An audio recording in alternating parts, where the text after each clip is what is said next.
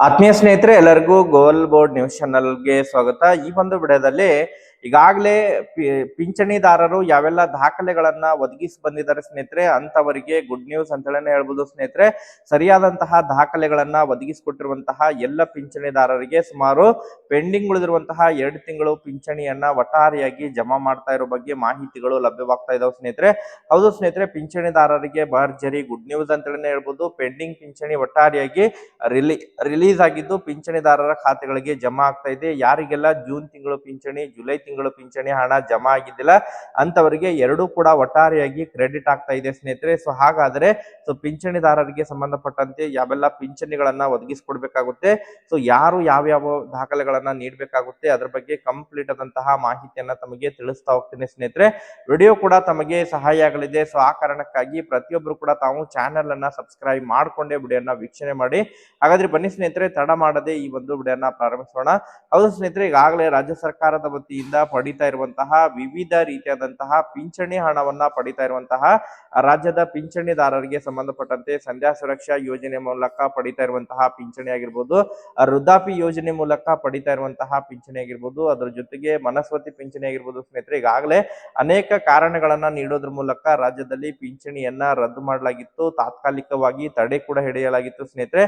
ಈಗಾಗಲೇ ಬಹಳಷ್ಟು ಪಿಂಚಣಿದಾರರು, ಅದರಲ್ಲೂ ಕೂಡ ವೃದ್ಧಾಪಿ ಪಿಂಚಣಿ ಮತ್ತು ಸಂಧ್ಯಾ ಸುರಕ್ಷಾ ಯೋಜನೆಯ ಪಿಂಚಣಿಯಲ್ಲಿ ವಯೋಮಿತಿಯಲ್ಲಿ ಕೆಲವೊಂದಿಷ್ಟು ಲೋಪದೋಷಗಳು ಕಂಡು ಬಂದಂತವರಿಗೆ ಪಿಂಚಣಿಯನ್ನ ತಡೆ ಹಿಡಿಯಲಾಗಿತ್ತು ಸ್ನೇಹಿತರೆ. ಅಂತ ಹೇಳಿದ್ರೆ ಆಧಾರ್ ಕಾರ್ಡ್ ನಲ್ಲಿರುವಂತಹ ವಯೋಮಿತಿ ಮತ್ತು ಕುಟುಂಬ ತಂತ್ರಾಂಶದಲ್ಲಿರುವಂತಹ ವಯೋಮಿತಿಗೆ ಹೋಲಿಕೆಯಾಗದೇ ಇರುವಂತಹ ಕಾರಣಕ್ಕಾಗಿ ರಾಜ್ಯದ ಬಹಳಷ್ಟು 3 ರಿಂದ 4 ಲಕ್ಷ ಫಲಾನುಭವಿಗಳ ಪಿಂಚಣಿ ಹಣವನ್ನ ತಡೆ ಹಿಡಿಯಲಾಗಿತ್ತು ಸ್ನೇಹಿತರೆ. ಅಂತವರಿಗೆ ಈಗಾಗಲೇ ಸೂಚನೆಗಳನ್ನ ಕೂಡ ನೀಡಲಾಗಿತ್ತು. ಸರಿಯಾದಂತಹ ದಾಖಲೆಗಳನ್ನ, ಪೂರಕವಾದಂತಹ ದಾಖಲೆಗಳನ್ನ ಯಾರೆಲ್ಲ ಒದಗಿಸಿಕೊಡ್ತಾರೆ ಅಂತವರಿಗೆ ಪಿಂಚಣಿ ಹಣವನ್ನ ಮತ್ತೆ ಜಮಾವಣೆ ಮಾಡ್ತೀವಿ ಅನ್ನುವಂತಹ ಏನು ಸೂಚನೆಯನ್ನ ಕೊಟ್ಟಿದ್ರು ಸ್ನೇಹಿತರೆ. ಯಾರೆಲ್ಲ ಸಂಧ್ಯಾ ಸುರಕ್ಷಾ ಯೋಜನೆಯ ಪಿಂಚಣಿಯನ್ನ ಪಡಿತಾ ಇದ್ರೆ, ಸಂಧ್ಯಾ ಸುರಕ್ಷಾ ಯೋಜನೆಯನ್ನ ಪಡಿಬೇಕಂತ ಹೇಳಿದ್ರೆ ಕನಿಷ್ಠ ತಮ್ಮ ಒಂದು ವಯೋಮಿತಿ 65 ವರ್ಷ ಮೇಲ್ಪಟ್ಟಿರ್ಬೇಕು ಸ್ನೇಹಿತರೆ. ಅದರ ಜೊತೆಗೆ ಬಹಳ ಪ್ರಮುಖವಾಗಿ ಆದಾಯದ ಮಿತಿ ಕೂಡ 32,000 ಒಳಗಿದ್ರೆ ತಾವು ಪಿಂಚಣಿಯನ್ನ ಪಡಿಲಿಕ್ಕೆ ಅರ್ಹರಿರ್ತೀವಿ. ಇದು 2 ಪೂರಕವಾದಂತಹ ದಾಖಲೆಗಳಾಗಿದ್ದು, ಯಾರೆಲ್ಲ ಇನ್ನೂ ಕೂಡ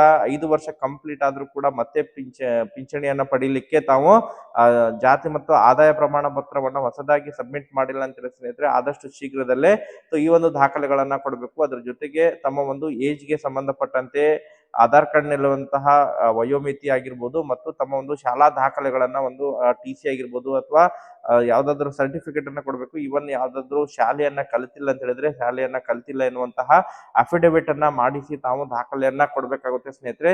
ಸೊ ಎಲ್ಲ ದಾಖಲೆಗಳು ಸರಿ ಹೊಂದಿದ್ರೆ ತಮಗೆ ಮತ್ತೆ ಪಿಂಚಣಿ ಹಣವನ್ನ ಜಮಾ ಮಾಡ್ತಾ ಇದ್ದಾರೆ. ಈಗ ಆಲ್ರೆಡಿ ಯಾರೆಲ್ಲ ಕೊಟ್ಟಿದ್ದಾರೆ ಅಂತವರಿಗೆ ಪಿಂಚಣಿ ಪರಿಶೀಲನೆಯನ್ನ ಮಾಡೋದ್ರ ಮೂಲಕ ಪೆಂಡಿಂಗ್ ಪಿಂಚಣಿ ಹಣ ಜಮಾ ಮಾಡ್ತಾ ಇದ್ದಾರೆ ಸ್ನೇಹಿತರೆ. ಅಂಗವಿಕಲರು ಮತ್ತೆ UDID ಕಾರ್ಡ್ಗಳ ಪೆಂಡಿಂಗ್, ತಮಗೆ ಅಂಗವಿಕಲರ ಪಿಂಚಣಿ ಹಣ ಜಮಾ ಆಗ್ತಾ ಇಲ್ಲ ಅಂತ ಹೇಳಿದ್ರೆ ಮತ್ತೆ ತಾವು UDID ಕಾರ್ಡ್ ಅನ್ನ ಸಬ್ಮಿಟ್ ಮಾಡಬೇಕು. ಅದರ ಜೊತೆಗೆ ತಮ್ಮ ಒಂದು ಆದಾಯ ಪ್ರಮಾಣ ಪತ್ರವನ್ನು ಕೂಡ ತಾವು ಸಬ್ಮಿಟ್ ಮಾಡ್ಬೇಕು ಸ್ನೇಹಿತರೆ. ಈ 2 ದಾಖಲೆಗಳನ್ನ ಸಬ್ಮಿಟ್ ಮಾಡಿದ್ರೆ ಮತ್ತೆ ಪರಿಶೀಲನೆ ಮಾಡಿ ತಮಗೆ ಪಿಂಚಣಿ ಹಣ ಜಮಾ ಆಗುತ್ತೆ. ಯಾರಿಗೆಲ್ಲ ಈಗ ಆಲ್ರೆಡಿ ಜಮಾ ಆಗಿದೆ ಪಿಂಚಣಿ, ಮತ್ತೆ ಯಾವುದೇ ರೀತಿಯಾದಂತಹ ದಾಖಲೆಗಳನ್ನ ಸಲ್ಲಿಸುವಂತ ಅವಶ್ಯಕತೆ ಇಲ್ಲ. ಯಾರಿಗೆ ಪಿಂಚಣಿ ಜಮಾ ಆಗ್ತಾ ಇಲ್ಲ ಅಂತವ್ರ ಮಾತ್ರ ದಾಖಲೆಗಳನ್ನ ಒದಗಿಸಿಕೊಡ್ಬೇಕು ಸ್ನೇಹಿತರೆ. ಆಲ್ರೆಡಿ ಯಾರೆಲ್ಲ ದಾಖಲೆಗಳನ್ನ ಒದಗಿಸಿಕೊಟ್ಟಿದ್ದಾರೆ, ಸೊ ಎಲ್ಲ ದಾಖಲೆಗಳು ಸರಿಯಾಗಿದ್ದಾವೆ, ಅದನ್ನ ವೆರಿಫಿಕೇಶನ್ ಅನ್ನ ಮಾಡಿ ಅರ್ಹರಿರೋರಿಗೆ ಪೆಂಡಿಂಗ್ ಪಿಂಚಣಿ ಹಣ ಜಮಾ ಮಾಡ್ತಾ ಇದ್ದಾರೆ ಸ್ನೇಹಿತರೆ. 2 ತಿಂಗಳು ಪಿಂಚಣಿ ಒಟ್ಟಾರೆಯಾಗಿ ಜಮಾ ಆಗ್ತಾ ಇದೆ.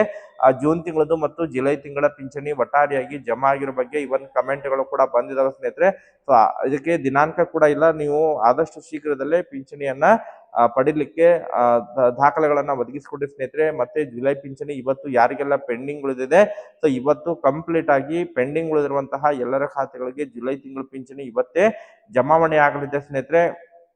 ಅದರ ಜೊತೆಗೆ ಆಗಸ್ಟ್ ತಿಂಗಳ ಪಿಂಚಣಿ ಹಣ ಕೂಡ ಯಾವಾಗ ಜಮಾವಣೆಯಾಗಲಿದೆ ಅದರ ಬಗ್ಗೆನೂ ಕೂಡ ನಿರಂತರವಾಗಿ ಮುಂಬರುವಂತಹ ದಿನಗಳಲ್ಲಿ ತಮಗೆ ಅದರ ಬಗ್ಗೆ ಯಾವ ದಿನಾಂಕದಂದು ಆಗಸ್ಟ್ ತಿಂಗಳ ಪಿಂಚಣಿ ಜಮಾವಣೆ ಆಗಲಿದೆ ಅದರ ಬಗ್ಗೆ ಕೂಡ ಮಾಹಿತಿನ ತಿಳಿಸ್ಕೊಡ್ತೀನಿ ಸ್ನೇಹಿತರೆ. ಯಾಕಂತ ಹೇಳಿದ್ರೆ ಈಗಾಗಲೇ ಆರ್ಥಿಕ ಇಲಾಖೆ ವತಿಯಿಂದ ಆಗಸ್ಟ್ ತಿಂಗಳ ಪಿಂಚಣಿ ಹಣಕ್ಕೆ ಬಿಡುಗಡೆಗೆ ಸಂಬಂಧಪಟ್ಟಂತೆ ಪಿಂಚಣಿ ಇಲಾಖೆ ವತಿಯಿಂದ ಕೂಡ ಪ್ರಪೋಸಲ್ ಅನ್ನ ಕಳಿಸಿದ್ದು, ಮ್ಯಾಕ್ಸಿಮಮ್ ಆಗಿ ಈ ತಿಂಗಳು ಕಂಪ್ಲೀಟ್ ಆಗೋದ್ರ ಒಳಗಾಗಿ ಆರ್ಥಿಕ ಇಲಾಖೆ ವತಿಯಿಂದ ಹಣ ಬಿಡುಗಡೆ ಆಗುವಂತಹ ನಿರೀಕ್ಷೆ ಕೂಡ ಇದ್ದು, ಆಗಸ್ಟ್ ಮೊದಲನೇ ವಾರ ಅಥವಾ 2ನೇ ವಾರದ ಒಳಗಾಗಿ ಆಗಸ್ಟ್ ತಿಂಗಳ ಪಿಂಚಣಿ ಹಣ ಕ್ರೆಡಿಟ್ ಆಗಲಿದೆ. ಅದರ ಬಗ್ಗೆ ಕೂಡ ಅಪ್ಡೇಟ್ ಅನ್ನ ತಿಳಿಸ್ಕೊಡ್ತೀನಿ. ಮತ್ತೆ ಇದಕ್ಕೆ ಸಂಬಂಧಪಟ್ಟಂತೆ ಏನಾರ ಕಮೆಂಟ್ಗಳಿದ್ರು ಕೂಡ ಕಮೆಂಟ್ಗಳನ್ನ ಮಾಡಿ ಇನ್ಫಾರ್ಮೇಶನ್ ಅನ್ನ ಪಡೆದುಕೊಳ್ಳಿ ಸ್ನೇಹಿತರೆ. Thank you for watching this video.